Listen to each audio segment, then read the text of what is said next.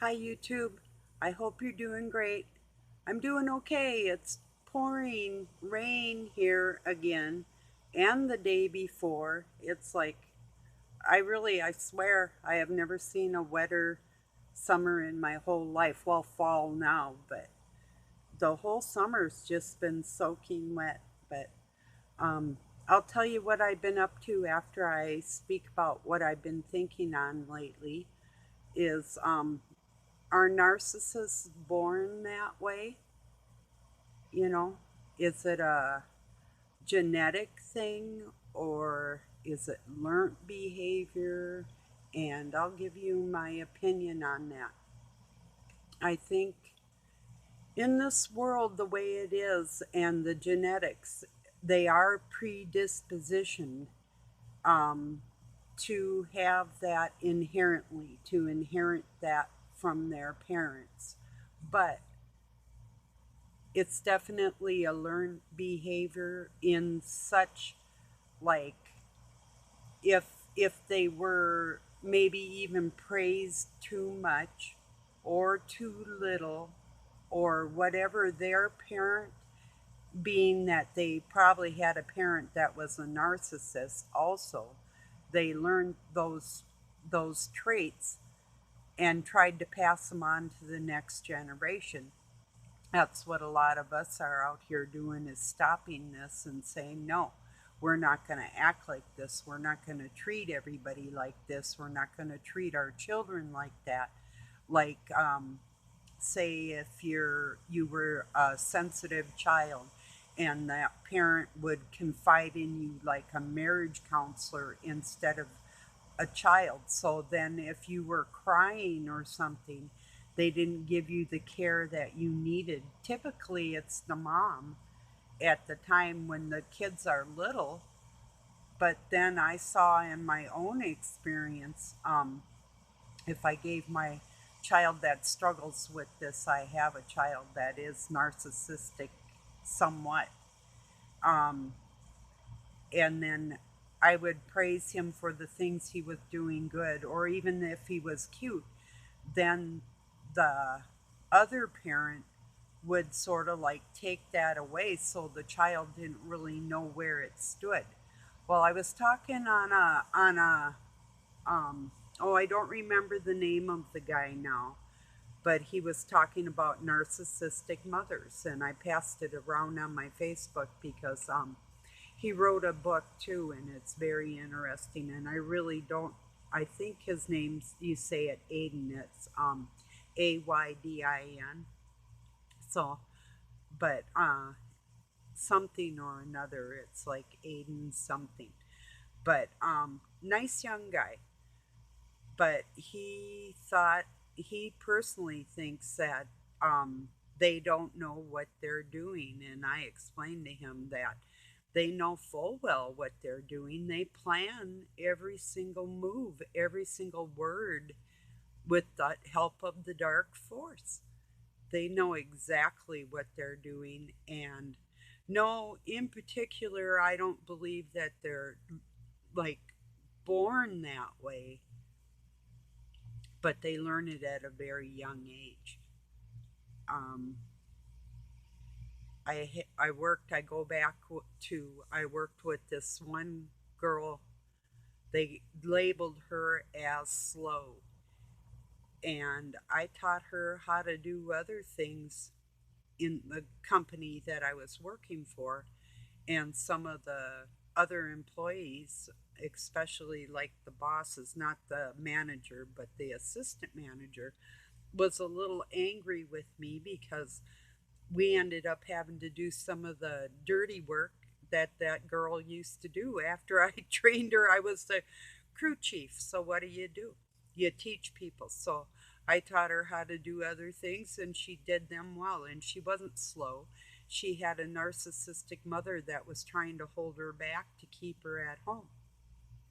I had ones that would give me money or give me anything I wanted as long as I kept my mouth shut and I didn't say anything against the way that they treated people in the world. So as long as I went along with what they were doing and saying, I was okay. the minute I said something, well, then I'm not okay. You go against the grain and then you're it, basically. But looking back at my experiences with these people, including my ex, um, the father of my children, was extremely narcissistic, and his mother didn't really act like a mother around him. She acted more like just any other woman, if you know what I mean, which isn't really a good example for any child. And then the father was pretty violent. So he had a mother that was way too loose in her brain. And, well, so was the father, too, but then very violent. Um, came from, well, literally a coven of witches, so um that's another thing. But yes, these people plan second every second, and they bounce back and forth from feeling on top of the world like they're kings and everybody owes them a living, to feeling worthless and sorrowful and depressed. And they try to act like they're uh, king or queen, but in all reality, they feel really low about themselves. And so then, if you have ones that are name callers or cruel like that, they'll strike out in that area, especially like against their children, because the child really can't do anything to defend themselves with their words or anything else. You're kind of stuck. You can't say anything. So, well, right now, I guess that's enough on that. But my thoughts are um, they might be genetically predispositioned through the blood to be that way. And if they are lucky enough to escape, if God guides them out of that situation, they may become healthy human beings. If not, they repeat the same pattern and then they're guided by Satan. And they treat people in society worth less, like they feel about themselves. And they really do.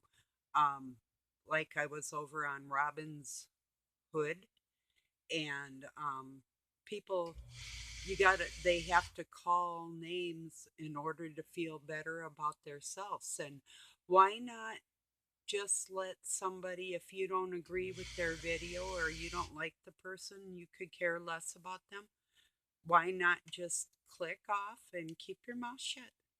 you know I mean, if somebody was trying to do harm to other people, I could see, saying something about it.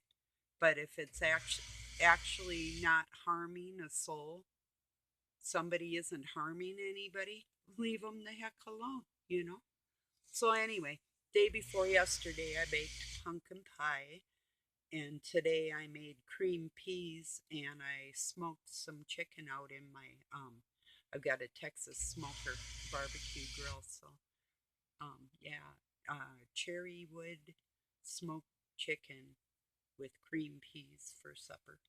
Later, we'll just warm it up. And I like to get everything ready and all done and just kick back. So, you know,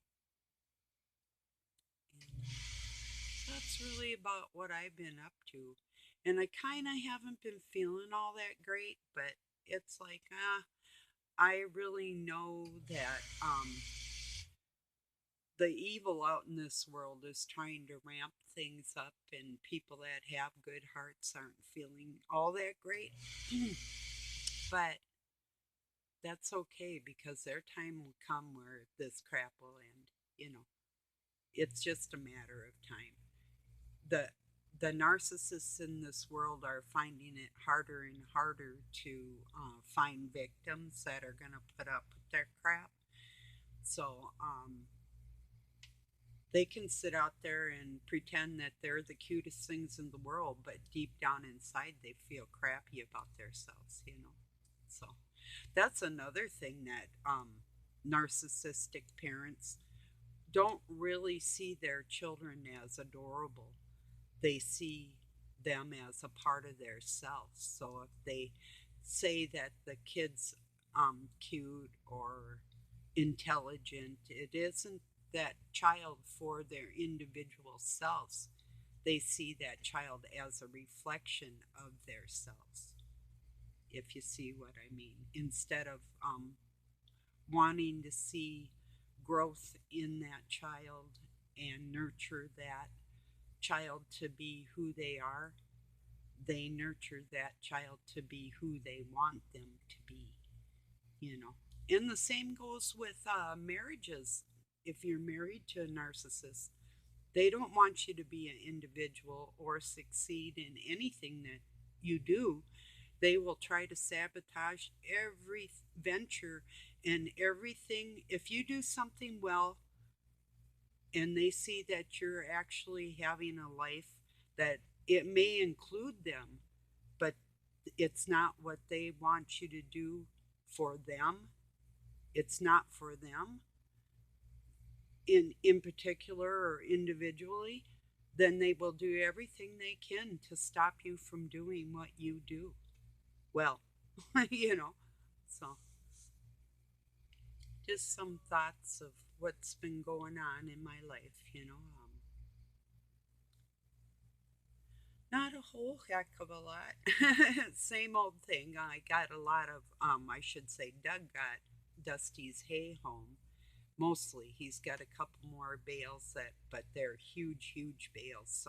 Five of them we got from one guy, our regular supplier, and they're normal size big round bales. But a couple, there was four of them that are like almost three times larger than the other ones, and we got a really good deal on them. So it's like, wow, amazing.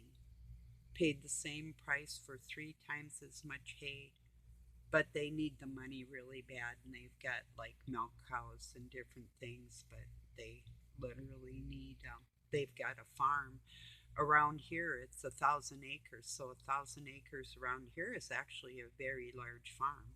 I worked on ranches that had like 115,000 acres, like it was like so many 100 miles square. You know, they owned a whole mountain range called the Wolf Mountain. These one ranchers I worked for, and they had horses and cows and chickens, everything. They had several different farms within that ranch, that they hired hands to work on it, and a lot of them large ones out there are like that. So worked for several of those, and most of them, that one was good in particular, but most of them really don't treat you very well. You know, or pay you very well. It's just kind of an existence, you know. But it was okay when I was younger, but I would never want to raise a family like that being a ranch hand. It's okay. I didn't have kids, you know. But if you have children, that's not a way to live. So, and I've seen that too, sadly enough. But, you know, talk about narcissists. Wow. Some of them are really, they get you out on their ranch in the middle of winter and they feel like you're stuck, you know. They think they got you under their thumb. I had to teach a few of them a lesson. You know, nobody puts me under their thumb and gets away with it. That's a fact. Cheers. Coffee. Um, Colombian. I love it. So good. Um, yeah, ranchers. Wow. But some of them I worked were incredible people and very nice people. So, and some of them weren't, you know. So, but it was fun, really fun. Um, Breaking horses, working with cattle, you know, um, what they call bulldogging. jumping off your horse and wrapping a calf up, you know. I did rodeo and, you know, team roping is what it was called. So, um, and I could throw a lasso. And oh, I did that once at my horse when I first got her. She was wild, crazy. She's going to be 21. But when I first got her, she was very young and she was a little, well, she's very large.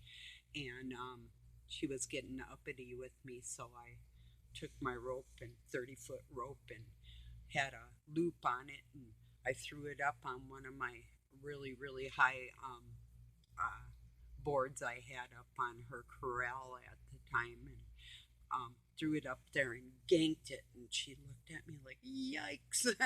Because whenever she was getting out of line, it's like, I'll throw a rope on you and wrap you up.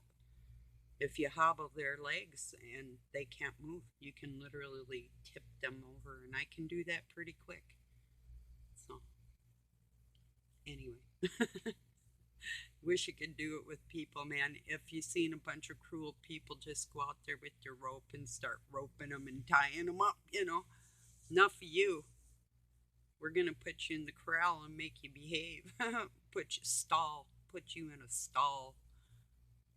To stall a human being, you'd have to put them in a little cubicle so they couldn't even lay down or kick or nothing. They would have to be like that, you know, like the size of a telephone booth.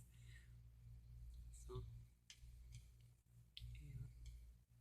yeah. That would be funny though, and it would be fun. I think. I would rope people. Hell yes. Tie them up.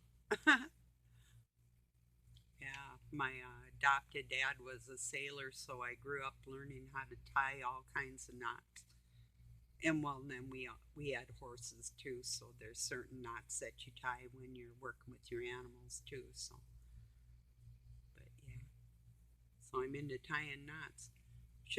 Did you know in some states in the United States it's illegal to make a noose? You know, the 13 looped knot, slip knot on the end. That's illegal in some states. I made one time and showed Doug. I'm like, what do you think you do with this? And he's like, you know, tighten it up, necktie. Yeah, but anyway, I'm not sure what states, and I'm not even sure if ours is one of them, to tell you the truth. I think it is. There's a lot of things that are still illegal in a lot of states that they haven't taken off the books. Like, for instance, there's a lot of states where sodomy is against the law, but yet bisexual marriage isn't. So one law says you can and another says you can't. So those are things that literally should be rearranged within the structure of that state, you know. So, but it isn't, and they didn't take it out. Like my state, for instance. So that one I do know. It's against the law here. So I suppose, to me, that just says that pretty much the government's going to do whatever they want to do when they want to do it, is what that says to me, you know. So I don't know. And then I was scrolling through Facebook and I passed around a post that said, I didn't read the article, but it said that grand jury is going to rule whether or not they should take fluoride out of the water because it's proven now to not stop tooth decay. Oh, really? Being that it was a waste product from metalworking, I would say, yeah, it probably isn't a good thing, being that it's poison, to be putting it in people's water anyway. So, and I'm very fortunate. I had a very limited, like if I go to town and I have a drink of water, um, just maybe once a year I've had a sip of fluoride in 60 years of my life, I've mostly had well water and spring water, so even where I lived in the city, when I was a kid, it wasn't like the fluoride they're putting in stuff now. But that was only up until about 12. So I guess I could safely say, I guess I probably did have fluoride in my diet because we did have this thing that was like a swish program, they called it. They gave us these red tablets that were fluoride and we would swish it, and that was in school in my elementary days. So I guess, yes, up until about 12 years old, I had fluoride. After that, none. So um, safely almost 50 years of no fluoride in my system, you know.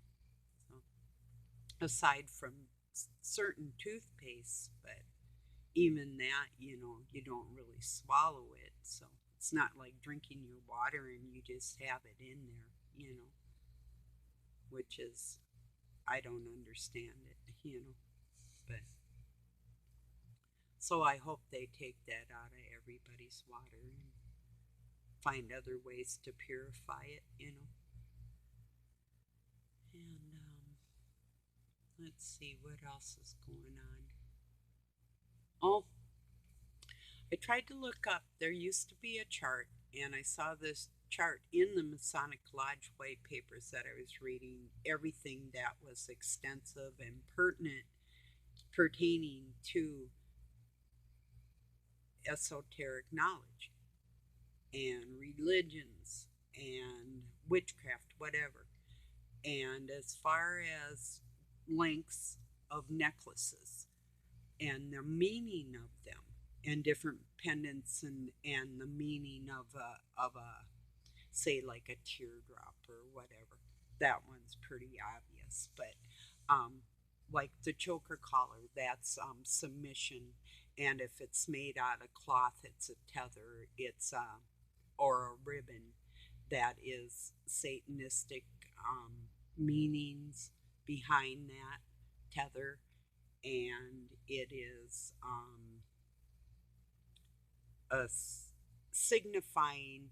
Well, it used to be that whores, prostitutes would wear a red ribbon around their neck, and that would signify it. Then it turned into black in like the 14th century. Then if you wear like a 14-inch necklace, that's kind of like maybe what a lady would wear. If you wear anything below your bosom, say like if it's a 18 or 24-inch chain or whatever, that's signifying that even though you may be married, you are like in an open marriage or an open relationship. It's opening your chest to the world, and wearing several necklaces also has implications. So, but I was trying to look for this chart to prove it, and you know what? They took. I mean, I could not find it. I found somewhat of it, but not like I'm trying. I'm still going to be looking because I know it's got to be out there somewhere. But there's a lot of information on knowledge that I would like to show you that I can't actually show you because they removed it from human sight, you know? Maybe somebody else has a chart like that. See, and another thing, I used to be a jewelry maker, and when I was making that chart was really common, but in witchcraft, it was well known. I suppose I could get a Wiccan book and maybe even on some of them sites. And I used to talk to quite a few witches. I actually had a good witch give me the dark Wiccan Bible that I read, and then the light one that I read, and in depth, you know. So I know what I'm battling, good or bad. And every culture, every religion, everyone, way down to voodoo, whatever it is, I know, and I know the way people act and talk and um, the clothes they wear and their mannerisms and everything like that because I have to. I'm still alive because they didn't want me alive, So um, the things I learned really did save my life. And the woman that let me read about the darkness like that, I actually knew all of that anyway from the Masons. It's not something all the Masons practice, but it is definitely part of their knowledge base, you know. So, but yeah, they're into mind control. They try to control you. They will try that, you know. Wow, see that light change? But they really do. They really do try to control you. Um, Boy, that takes me back to narcissists. They must all think they're Masons. Maybe they are, right? Some of them aren't too intelligent, though. You know, that's kind of a bummer when you just come up against what they would call a subservient or a worker or whatever, and that person is more intelligent than them because God guides them. That just, and when Satan guides them, when they are and if they are, and they come up against somebody that's intelligent like that, but they're not part of the dark force, that oneness, because all their minds put together can't battle one child of God being led by God. That's why. Because if you listen to God, you are more intelligent because He's more intelligent and He'll tell you anything you need to know, you know. So when people come across me like that, or cross me like that, and God guides me, you're going to lose because I listen to the Almighty Father within my soul and the clear messages in my third eye from other people that think the same way. And we're not one, we're individuals. We're all His children, but this oneness that they got going on, like you have to be one and we have to become one. Oh, no, no, no. That's baloney. You just stay there. If you're dirty, you can stay there by yourself. You are not one with me. You may be a part of the Father, but you're not sitting at the same table with me. Get that. That's a fact. You go to the children's table where you belong. That's what that is. I'll be sitting with the adults, carrying on adult conversations to help people instead of dragging them under. So the babies can go sit at their own table. That's the way that is. And someday they will be sitting at the adult table, but it may take them a very long time. And if they regress themselves, set themselves back, then that's on them, not on anybody else. So don't feel bad if you got somebody that you love that is really a dirty individual. Don't worry about them. They're going to be okay someday, but it is going to take a very long time, but you will see them again. I've got loved ones that I'm not going to see for a long, long, long, long time, but I'm okay with that. I used to cry a lot about it, but no, I'm okay with that. When you work hard to be a better person, just be your better person and let them sit at the kids' table. That's just where they need to be.